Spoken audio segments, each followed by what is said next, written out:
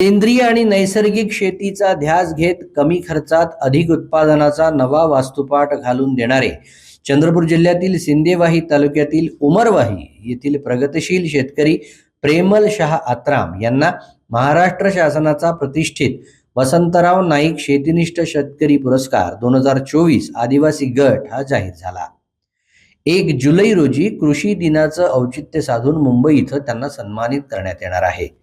आत्राम यांनी रासायनिक शेतीला फाटा देत आपल्या शेतातच बांधावरची प्रयोगशाळा उभारली आहे।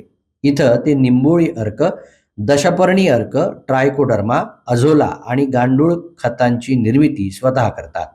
आपल्या गोठ्यातील गोमूत्र व शेणखताचा वापर करून त्यांनी शेतीचा खर्च पूर्णपणे कमी केला आहे।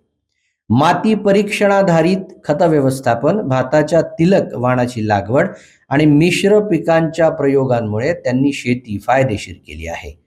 केवळ स्वतःपुरतं मर्यादित न राहता त्यांनी सेंद्रिय शेती गट स्थापन करून परिसरातील शेकडो शेतकऱ्यांना मार्गदर्शनाचं काम केलं आहे।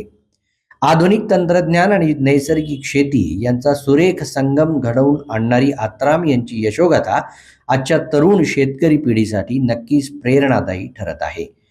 त्यांच्या या उल्लेखनीय कार्याचं आणि पुरस्काराचं सर्व स्तरातून कौतुक होत आहे।